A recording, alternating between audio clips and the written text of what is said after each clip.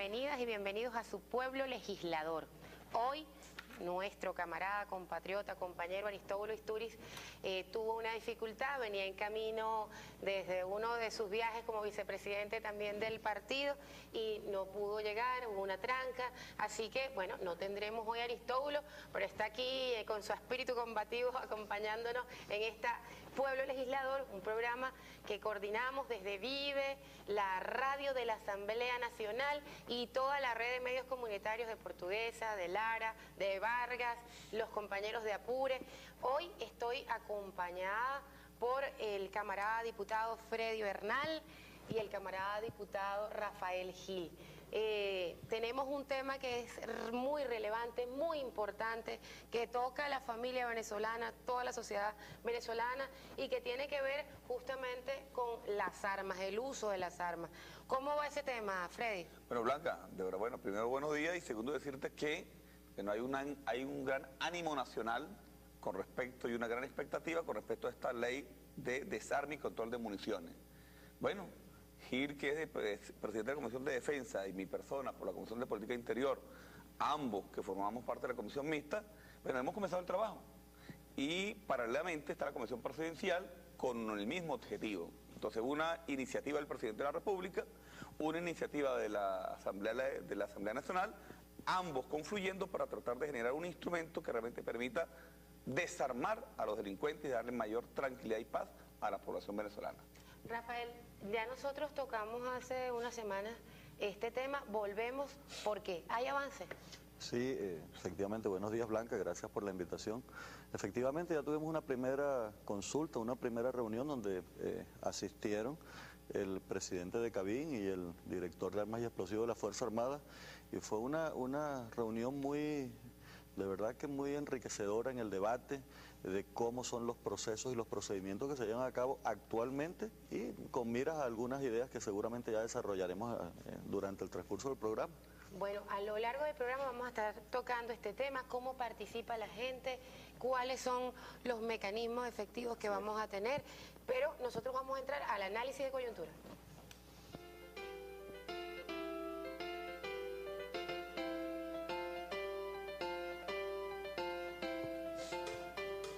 Bueno, y uno de los eventos importantes que tuvimos durante la semana fue este Consejo de Ministros que hizo nuestro presidente de la República, Hugo Chávez, en que hay algunos anuncios importantísimos para seguir en este avance por el buen vivir. Vamos a ver este micro.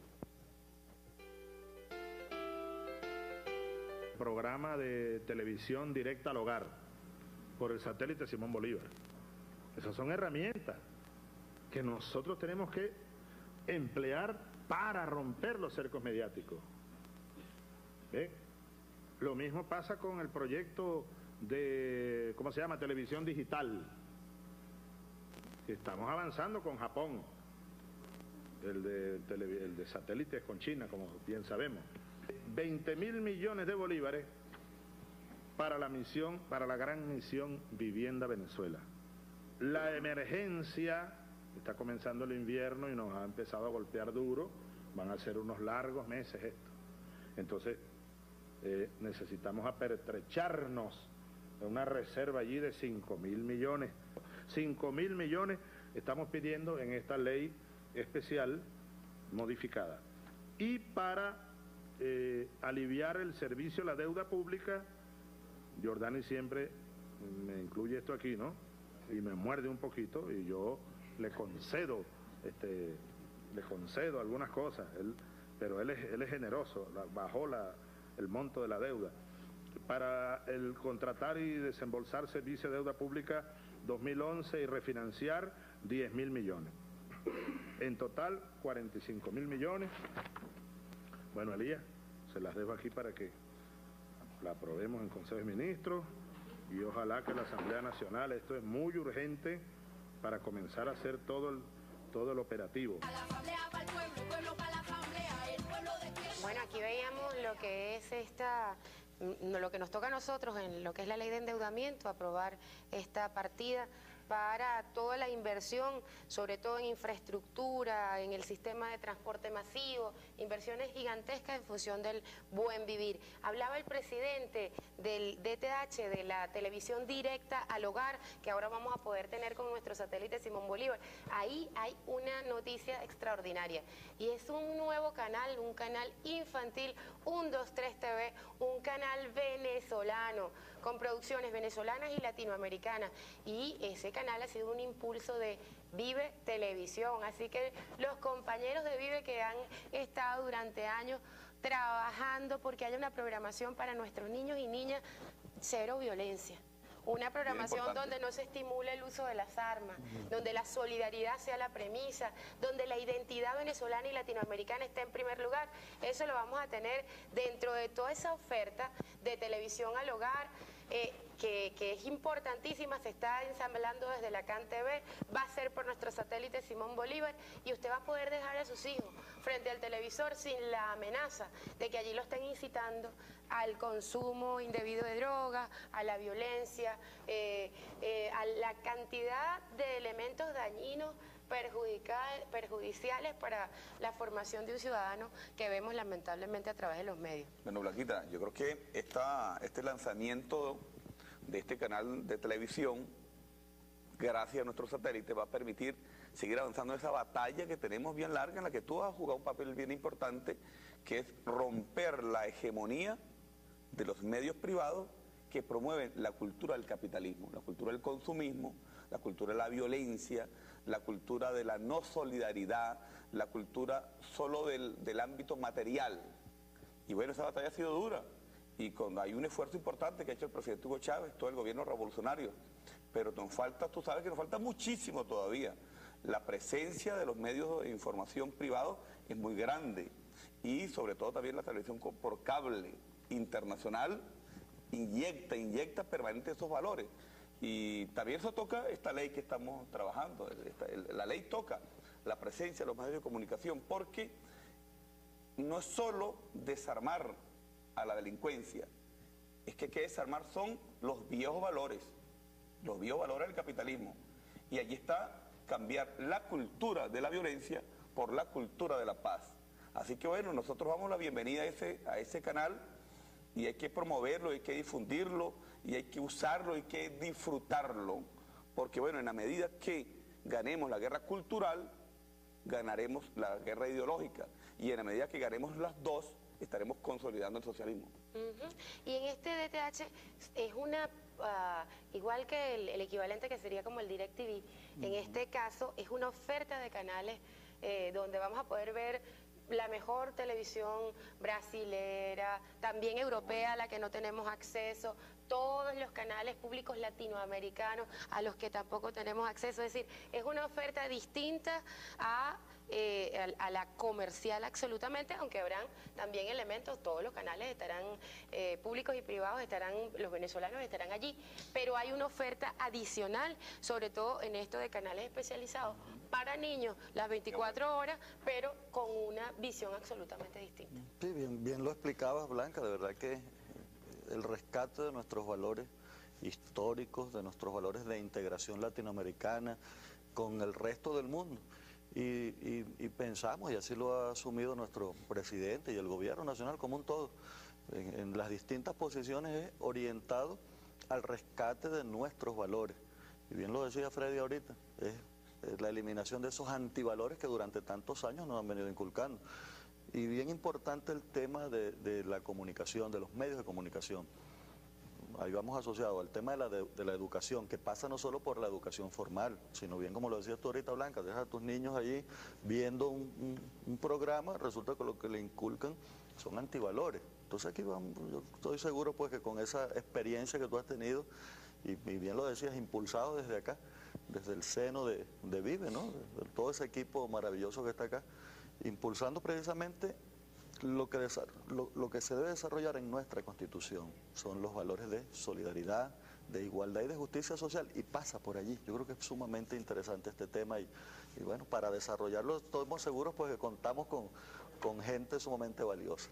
Sí, señor. Vamos a tener entonces, además de esta Consejo de Ministros, tuvimos a nuestro comandante presidente activo todos estos días y nos anunció además que se va a una gira intensa, va a estar en Brasil, va a estar en Ecuador, va a estar en Cuba, en ese impulso por la unidad latinoamericana que es fundamental y donde nuestro comandante presidente es un pilar, que ha sido determinante para estos nuevos tiempos, estos nuevos vientos de libertad, este cambio de época en lo que es la unidad latinoamericana. Tenemos además, primero, que ustedes nos pueden escribir a la mensajería de texto a través de Pueblo más un espacio, el mensaje al 221. Seguimos con nuestro análisis de coyuntura y tenemos entonces la entrada en vigencia de la resolución de no fumar en lugares cerrados. Eso también tiene que ver con esa ruptura a ese modelo de inducción al consumo, al vicio, que ha estado muy marcado por el papel de los medios, pero que en Venezuela entonces ahora tenemos que ir cambiando esos hábitos, transformándonos para vivir sana y plenamente. Vamos a ver este video. A partir del día de hoy entra en vigencia la resolución donde en ningún local cerrado que exista público está permitido el humo del cigarrillo. Es así como esta resolución que anunciamos desde el 2 de marzo comienza hoy a ser vigente. Usted, señora, usted, señor, usted adolescente que se preocupa por su salud, no solamente en el momento del día de hoy, sino el día de mañana, por favor, si usted observa que en algún local cerrado están afectando su salud, inmediatamente puede comunicárnoslo a través electrónico que se llama libredehumo@mpps.gov.be. Resolución 030, multas hasta de 1.500 unidades tributarias deberán pagar quienes fumen en espacios cerrados. ¿Tu opinión, Freddy? Perfecto. Bueno, yo he soñado toda la vida con que hubiese una resolución, una ley, una regla de estas características. Pues fíjate, claro, todos tenemos el derecho, o la gente tiene el derecho a morirse de lo que quiera, ¿no?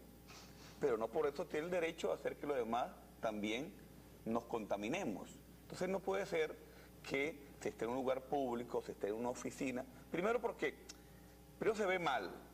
Tú vas a una oficina pública y entonces los funcionarios fumando. Entonces se daña la atención, lo que es la ética en la atención. Luego vas a un lugar, a un restaurante o vas a cualquier otro lugar público y está lleno de humo. Entonces tú vas con tu esposa o vas con tus hijos y entonces tú tienes que venir a formar parte del vicio de otro. Tú no puedes ser. Entonces es una falta de respeto, es una falta. Entonces los derechos de los que fuman pisoteando los derechos de la mayoría, eso no puede ser. Ahora, bueno, que los que fuman, yo respeto a los que fuman, pero bueno, ese es problema de ellos. Bueno, fumarán en su casa, en el baño de su casa. Pero esto es parte también de lo que tú acabas de decir, lo que estamos debatiendo. Los nuevos valores, el valor a la vida, el valor a la familia, el valor a la convivencia sana.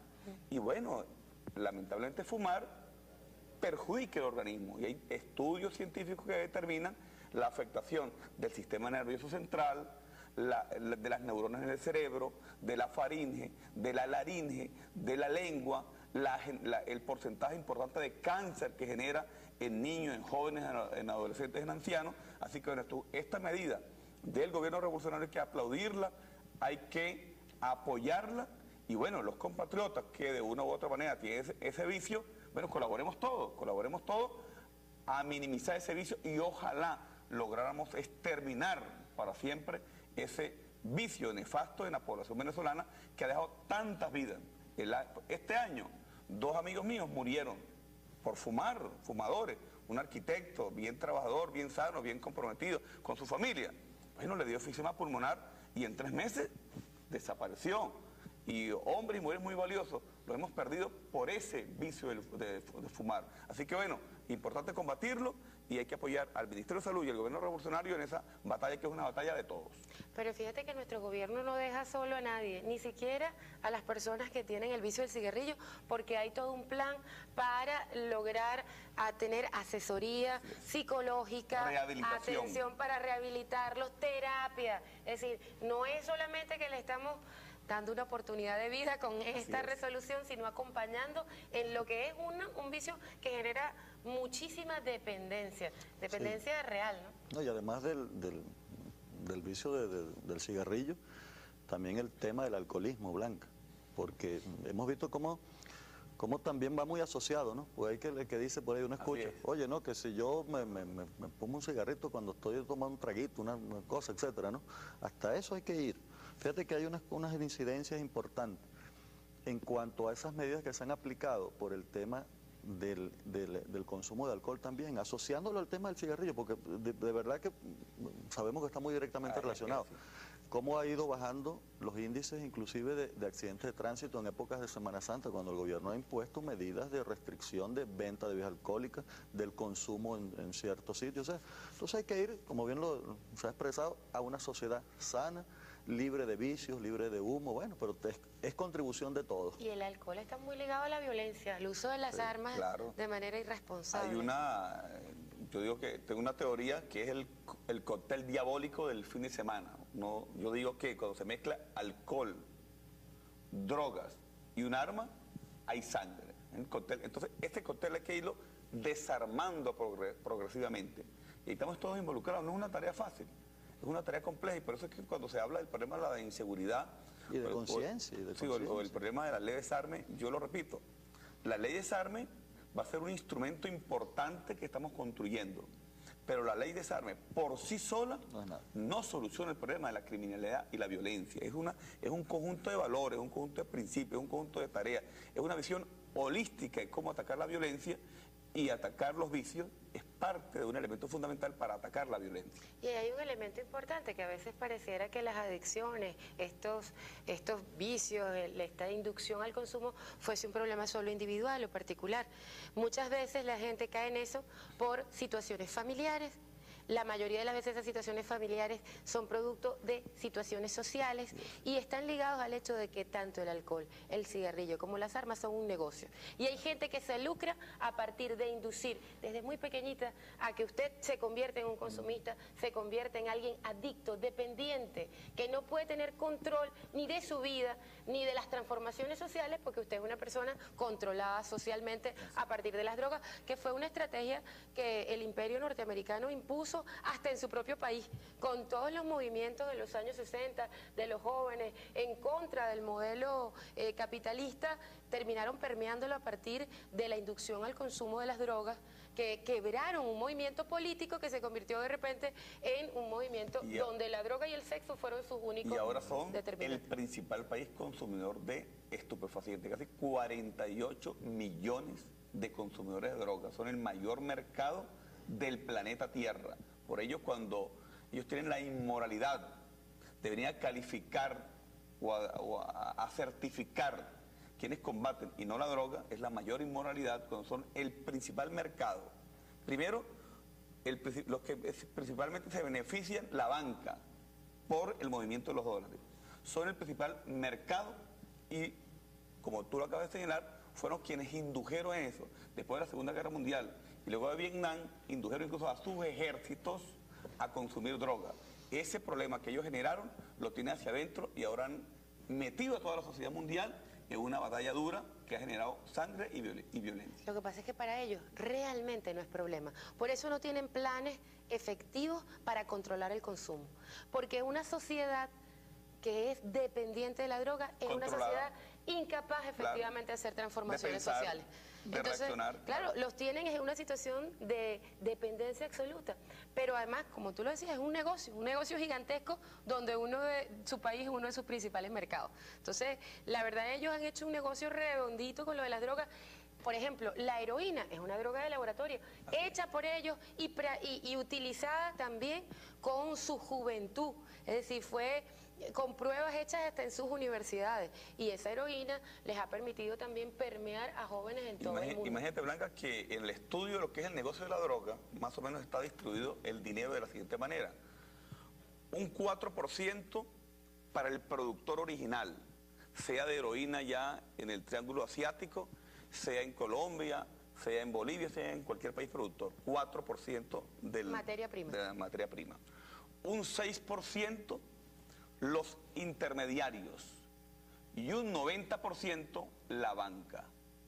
¿Y quién controla la banca? Los Estados Unidos. Entonces, el gran negocio de la droga. Al final del cuento, el gran beneficio que se beneficia del tráfico de estupefacientes, la banca norteamericana, que se lleva el 90% de las ganancias del narcotráfico. Y además de esto... Produce, continuando con la idea, ¿no? Produce más ingresos por la producción de drogas y consumo de las mismas que por producción de trigo, de cereales y otras cosas. Entonces es un negocio. Ya no lo ven como dicen, como bien lo decías ahorita, no, yo certifico que tú no estás combatiendo, o si estás combatiendo las drogas, cuando ellos son los que protegen a ese mercado, protegen narcotraficantes. Y visto una incidencia acá en Venezuela, aquí desde que salió de nuestro país la DEA, se han implementado mecanismos eficientes contra el narcotráfico. Mientras estuvo la DEA no se capturó a nadie. No había nada. Entonces es una ironía. Pero ¿no? es que además hemos visto cómo los zares, que se le dicen, de la droga, que eran gente asociada a la DEA en México, en Colombia, resultaron ser miembros de la DEA, pero que eran los principales capos de la droga. Y un elemento que es importante es que además este mecanismo les permite desarrollar estrategias políticas y militares como el Plan Colombia. A partir de todo el tema de narcotráfico, penetraron territorio colombiano y desarrollaron un plan gigantesco que tenía como principal objetivo controlar el tráfico de drogas, es decir, desarrollar ellos. Imagínate, acuérdate del negocio que Irán Contras, armas, droga y desestabilización en Centroamérica. Como el Congreso en ese tiempo no daba los suficientes recursos, entonces ellos auparon, protegieron, generaron el tráfico de drogas, con el dinero del narcotráfico compraban armas y con las armas desestabilizaban Nicaragua. El negocio redondo. Ajá, pero además era una relación con Irán, así es, que era un enemigo de ellos, como lo es ahora, pero con el que terminaron traficando el tema de las armas y obteniendo también recursos para... Claro, estaba el Shah de Irán, que estaba al servicio del Imperio Norteamericano en el Medio Oriente. Bueno, mire, tenemos otro punto de cuenta, tenemos aquí otro de los micros en torno a lo que es la coyuntura, y ese tiene que ver con que en la Fiscalía se consignó también ante la Fiscalía y ante la Asamblea Nacional el proyecto de ley contra el olvido y la impunidad. Y esto tiene que ver con todos los que fueron asesinados, desaparecidos, torturados, con las víctimas y con los familiares de las víctimas de los años 70, 80, 90. Vamos a ver este video y después quisiera que lo comentáramos. En el día de hoy le consignamos a la ciudadana fiscal general de la República el proyecto realizado como Poder Popular, como pueblo legislador en 18 regiones del país, el debate de este anteproyecto de ley para sancionar las desapariciones, torturas y asesinatos y desapariciones durante el periodo 1958-1998 y reparación e indemnización a las víctimas y violación de los derechos humanos de esa etapa. La dictadura punto fijista durante años, los miles de hombres y mujeres que fueron afectados, reprimidos, la desaparición forzosa, no fue solamente un fenómeno del sur del continente. En el caso de las experiencias de las dictaduras argentina y chilena, se inició aquí, en Venezuela, y los teatros de operaciones se convirtieron en los espacios que eran una especie de campo de concentración para desarrollar políticas dirigidas a la tortura y a la desaparición. Quisiera un comentario. Sí, bueno, Blanquita, hay que recordar que existió una política sistemática de los Estados Unidos que se denominó el Plan Cóndor. Y el Plan Cóndor era una política precisamente para enfrentar lo que ellos denominaban el comunismo y la subversión en América Latina. Este Plan Cóndor era instrumentado a través de la Escuela de las Américas. La Escuela de las Américas estaba instalada en Panamá, y en esa Escuela de las Américas se formaban oficiales de las Fuerzas Armadas de toda América Latina y de cuerpos de policía para instrumentar políticas de guerra psicológica y de desaparición sistemática de líderes sociales en toda América Latina en función de, entre comillas, garantizar la democracia y enfrentar el comunismo. Esto fue producto de la batalla de la Guerra Fría entre el este y el oeste. Entonces, los Estados Unidos estuvieron al frente de esa política y, como tú lo acabas de señalar, se manifestó no solamente en Chile, no solamente en Argentina, no solamente en Uruguay, no solamente en Brasil, sino también en Venezuela. Pero toda esa sistemática política de tortura, desaparición, búsqueda de información por métodos no legales, había quedado en la impunidad. Y entonces aquí en Venezuela fuimos objeto de esa política. Y es el gobierno revolucionario del presidente Hugo Chávez quien sistemáticamente hemos comenzado a reivindicar, a resarcir los daños. Hay que recordar, por ejemplo, lo siguiente. Aquí en Venezuela hubo una serie de masacres importantes, no solamente en los 60, sino en los 70, en los 80, Cantaura, Yumare, El Caracazo y otras masacres hacia atrás. Toda la batalla que dieron los campesinos de El Amparo y los que han dado y siguen dando el Caracazo, había llegado hasta instancias internacionales y había una sentencia contra Venezuela. ¿Qué había hecho la Cuarta República? Se había hecho los locos.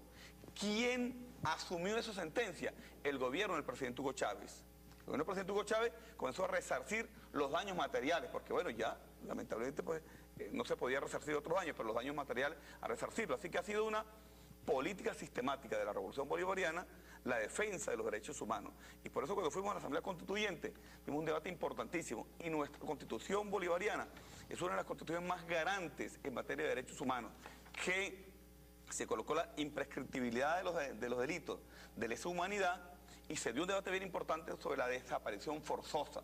Porque el crimen, por supuesto, es detestable, pero más detestable es la desaparición forzosa, porque entonces tú no llegas a tener el cadáver nunca, y es una agonía de toda una vida de una madre, de unos hijos, de una esposa, que duran 10, 15, 20 años sabiendo si la persona, si la mataron, cómo la mataron, dónde está el cadáver, dónde están sus huesos para rendirle culto, para rezarles, para cuidarlos. Entonces, la desaparición forzosa, ese delito se incluyó en la Constituyente, quien lo instauró, la Revolución Bolivariana, y por ello a veces uno ve con todo cinismo cómo en el debate de la Asamblea Nacional se levantan algunos diputados de la oposición a hablar de la violación de derechos humanos por parte del gobierno revolucionario, y bueno, ellos como que quieren borrar la historia de este país. No, nosotros no, la desaparición forzosa, la violación de derechos humanos no tiene color político, no tiene bandera política, y nosotros no negamos que también en el gobierno revolucionario haya funcionarios públicos que incurren en violación de derechos humanos, pero con una gran diferencia.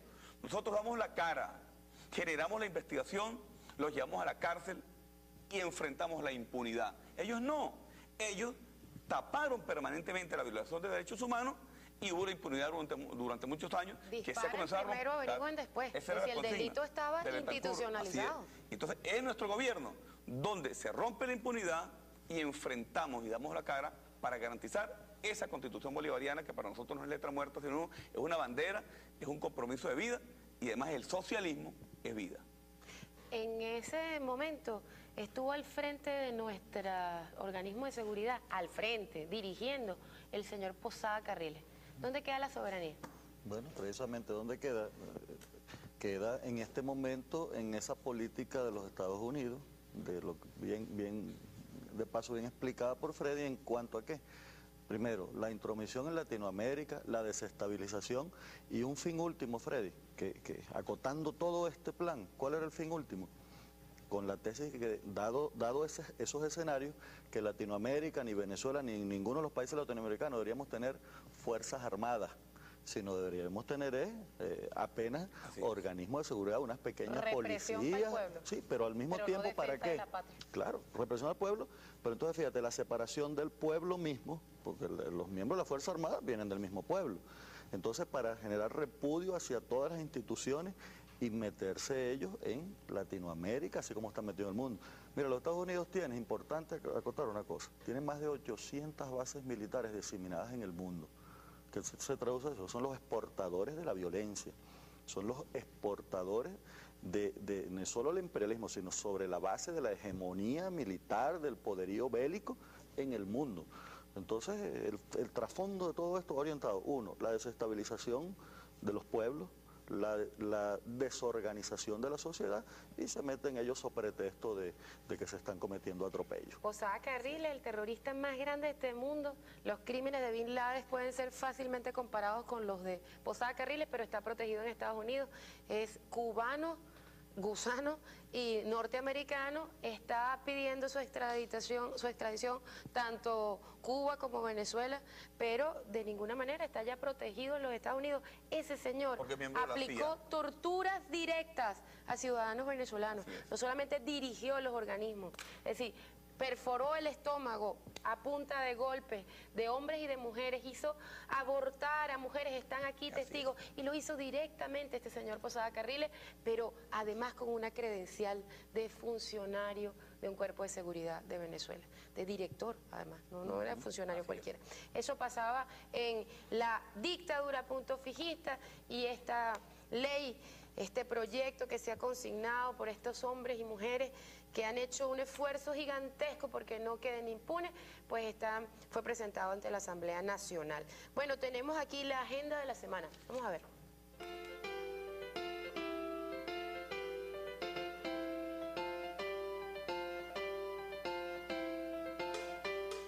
Bueno, en la agenda de la semana hay muchas cosas, pero nosotros vamos a insistir en lo que es la gran misión Vivienda Venezuela.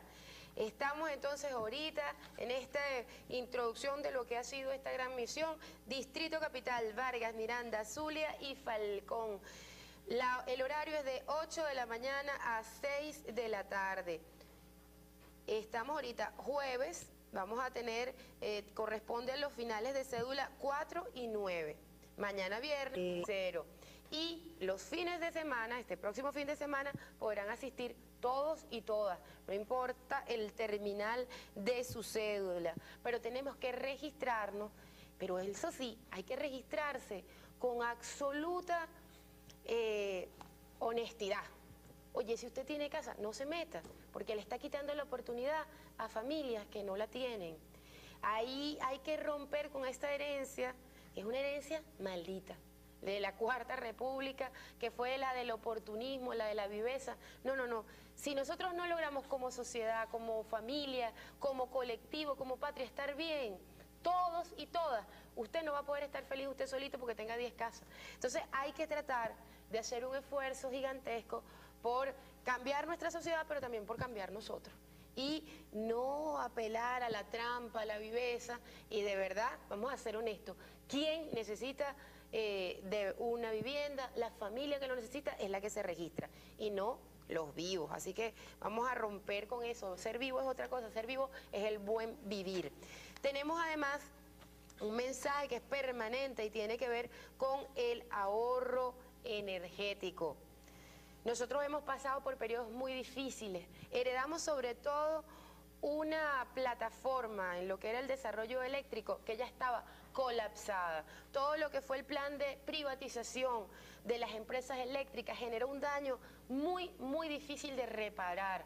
Tenemos un sistema que depende de una sola línea de distribución, y aunque se han hecho cambios y se han hecho inversiones gigantescas para nuevas fuentes de generación, que no fuese solo la hidroeléctrica, tenemos la termoeléctrica, tenemos ahorita avances en la eólica. Hemos estado trabajando de manera gigantesca, pero sigue aumentando el consumo, seguimos dependiendo de un sistema de distribución muy complejo, con muchas debilidades, y hay saboteo. Además, nosotros tenemos que hacer inteligencia para denunciar el saboteo, un saboteo que al desencadenarse en un sitio termina impactando sobre muchas comunidades.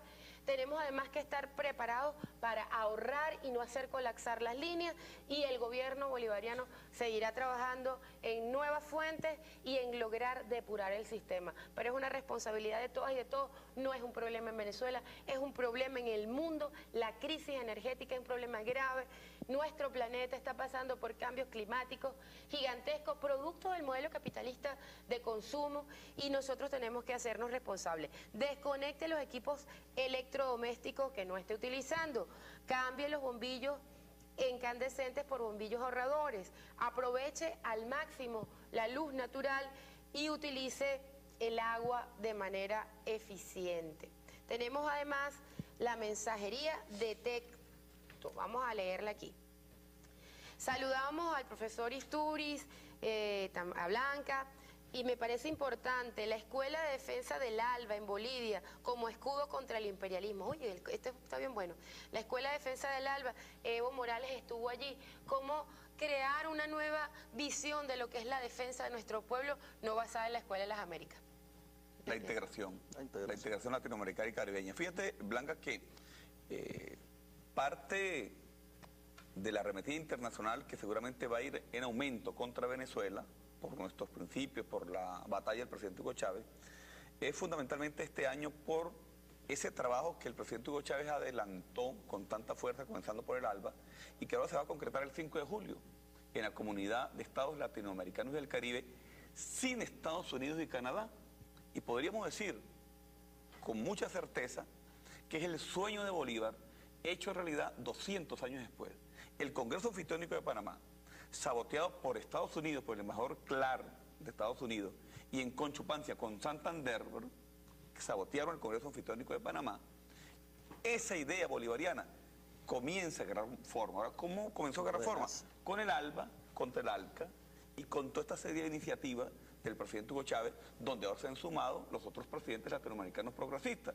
Y eso se concreta el 5 de julio. Por eso nosotros tenemos que comenzar a celebrar y a imbuirnos en esta política internacional y entender que el socialismo solo en un país no es posible que se desarrolle con fuerza.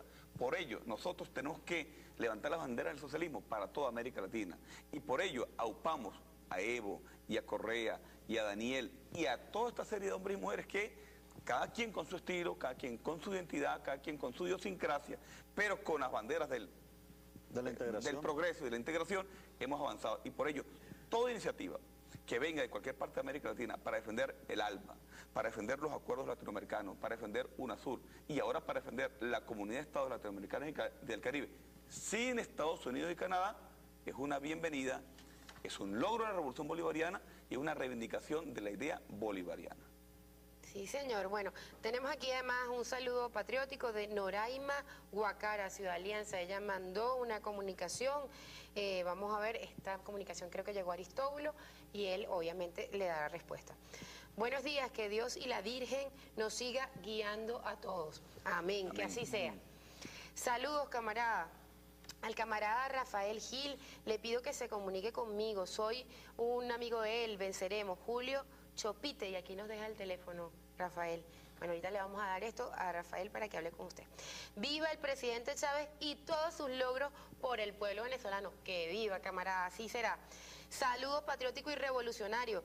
Agradezco entrevista, favor comunicarse conmigo, Ángel Ochoa. Bueno, aquí vamos a llamarte, Ángel, a través de este teléfono. Buen día, camarada. Necesitamos apoyo económico para nuestro liceo en Yaracal, Falcón. Este es mi número. Vamos a pasar esto a los diputados de Falcón. Camarada, soy la señora Benedicta Martínez. Soy mayor, ayúdenme, y este es su teléfono. Vamos a estarla llamando. Nosotros vamos a ir a un breve corte y volvemos con este programa Pueblo Legislador a través de Vive y de la radio de la Asamblea Nacional, que además inauguró el día martes su nueva sede, después de casi 1 año y medio de funcionamiento, siendo una experiencia de radio al servicio de nuestro pueblo. Pues en la radio de la Asamblea Nacional tiene una nueva sede espectacular, con toda la tecnología y al servicio de la gente, al servicio del país. Estamos también a través de la red de medios comunitarios públicos, de red de medios alternativos, de Portuguesa, de Vargas, de Apure, de Lara, y bueno, después daremos...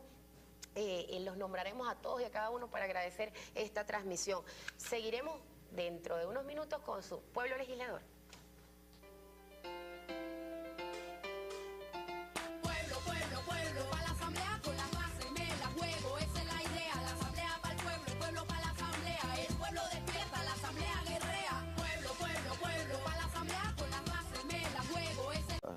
durante el transcurso del programa. Bueno, a lo largo del programa vamos a estar tocando este tema, cómo participa la gente, cuáles son los mecanismos efectivos que vamos a tener, pero nosotros vamos a entrar al análisis de coyuntura.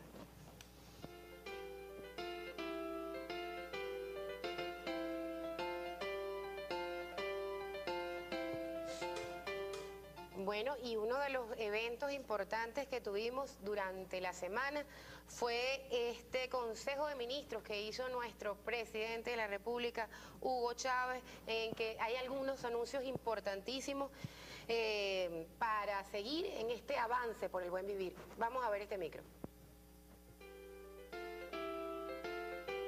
Programa de televisión directa al hogar por el satélite Simón Bolívar. Esas son herramientas que nosotros tenemos que emplear para romper los cercos mediáticos. ¿Ve?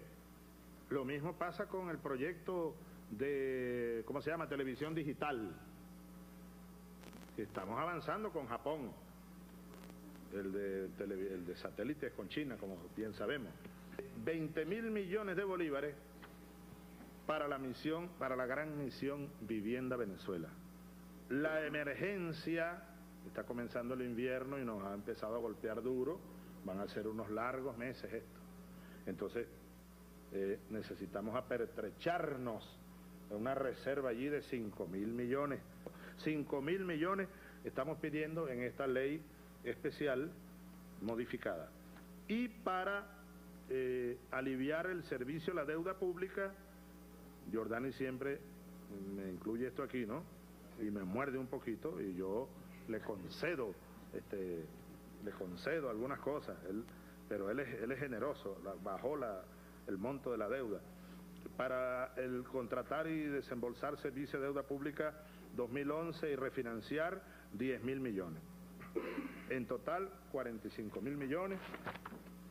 Bueno, Elías, se las dejo aquí para que la aprobemos en Consejo de Ministros y ojalá que la Asamblea Nacional, esto es muy urgente para comenzar a hacer todo el operativo. Bueno, aquí veíamos lo que es lo que nos... Pueblo, para la asamblea con las bases me la juego, esa es la idea, la asamblea para el pueblo para la asamblea, el pueblo despierta, la asamblea guerrea, pueblo, para la asamblea con las bases me la juego, esa es la idea, la asamblea para el pueblo para la asamblea. Muy buenos días, bienvenidas y bienvenidos a su pueblo legislador.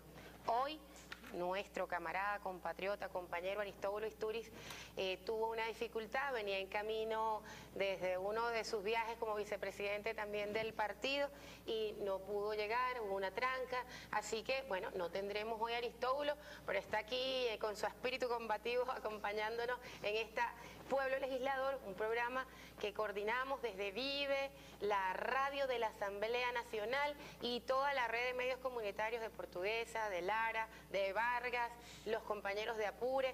Hoy estoy acompañada por el camarada diputado Freddy Bernal y el camarada diputado Rafael Gil.